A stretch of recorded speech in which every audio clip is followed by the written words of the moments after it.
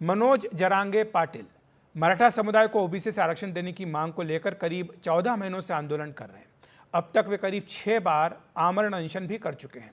महाराष्ट्र विधानसभा चुनाव का बिगुल फूंका जा चुका है और महायुति और महाविकास आघाड़ी दोनों ही गठबंधनों की धड़कनें बढ़ाते हुए मराठा नेता मनोज जरांगे पाटिल ने मराठा उम्मीदवार मैदान में उतारने की बड़ी घोषणा कर दी है। इससे सबसे ज्यादा खेल किसका बिगड़ सकता है, आइए देखते हैं इस रिपोर्ट में। उभा करायचे का पाडायचे यावर सांगा। किसका खेल बिगाड़ेंगे मनोज जरांगे पाटिल? 32% मराठा आबादी वाले महाराष्ट्र में मराठा आरक्षण आंदोलन का चेहरा बने मनोज जरांगे पाटिल विधानसभा चुनाव में अपने उम्मीदवार उतारने जा रहे हैं। मनोज जरांगे पाटिल ने घोषणा की है कि जिस सीट पर मराठा उम्मीदवार की जीतने की गारंटी है, उनके उम्मीदवार वहीं से चुनाव लड़ेंगे। SC/ST के लिए रिजर्व सीटों पर लड़ रहे उन उम्मीदवारों का समर्थन करेंगे जो मराठा समाज के विचारों से सहमत हैं। जिन निर्वाचन क्षेत्रों में मराठा समुदाय की जीत की संभावना नहीं, वहां उनका समूह पार्टी, जाति या धर्म की परवाह किए बिना उन उम्मीदवारों का समर्थन करेगा जो आरक्षण की मांग के साथ हों। जिथे निवडून येऊ शकते अशा ठिकाणी फक्त आपण उभा करून निवडून आणा। जहां अपने उम्मीदवार जीत के आ सकते हैं, वहां पर अपने उम्मीदवार खड़ा करेंगे। जो हमारी मांगों का समर्थन करेगा, उस उम्मीदवार का हम साथ देंगे।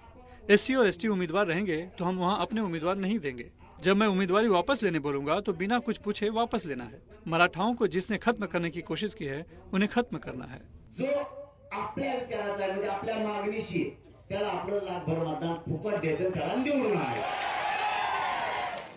दिक्कत यह है कि जरांगे अब सिर्फ मराठाओं तक सीमित नहीं, वो ऐसी राजनीतिक गठजोड़ की तैयारी कर रहे हैं जिसमें दलित, मुसलमान, किसान समुदाय का भी समावेश हो। छत्रपति संभाजी नगर में all India Muslim personal law board के प्रवक्ता सज्जाद नुमानी से ये लंबी मुलाकात भी अहम मानी जा रही है।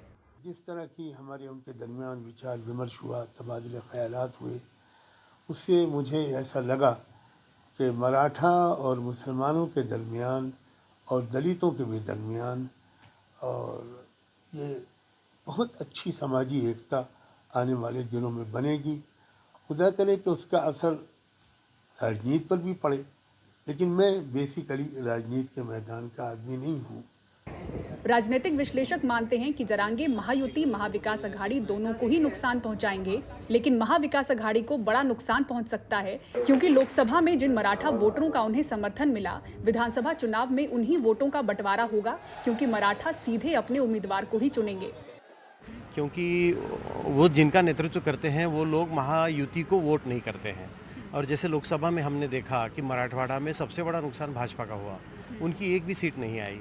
लेकिन अगर जरांगे पाटिल के नेतृत्व में अगर कैंडिडेट खड़े होते हैं विधानसभा में, तो इसका सबसे बड़ा नुकसान शरद पवार के नेतृत्व वाली राष्ट्रवादी कांग्रेस और ये महाविकास आघाड़ी जो है, कांग्रेस और शिवसेना, ये तीनों को होगा। और फ़ायदा होगा महायुति को, क्योंकि वोटों का बंटवारा हो जाएगा। जरांगे पाटिल का नेतृत्व मानने वाले जो वोटर हैं, वो जरांगे पाटिल के कैंडिडेट को वोट करेंगे।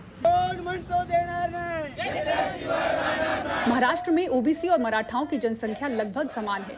जरांगे मराठाओं को ओबीसी में शामिल कर आरक्षण की मांग कर रहे हैं। जानकार दावा कर रहे हैं कि मराठा उम्मीदवार मैदान में होने से ओबीसी वोटर्स का ध्रुवीकरण भी होगा, लेकिन कांग्रेस फायदा बटोर सकती है, इसलिए विदर्भ की सीटों को लेकर वो अड़ी है कि विधानसभा में ये जो अगर जरांगे पाटिल के नेतृत्व में अगर कैंडिडेट खड़े हो गए तो ओबीसी मुझे लगता है कि कांग्रेस को ज़्यादा समर्थन देगा, क्योंकि पिछली विधानसभा और अभी की लोकसभा इन्होंने विदर्भ में ज़्यादा से ज़्यादा वोट कांग्रेस को दिए हैं।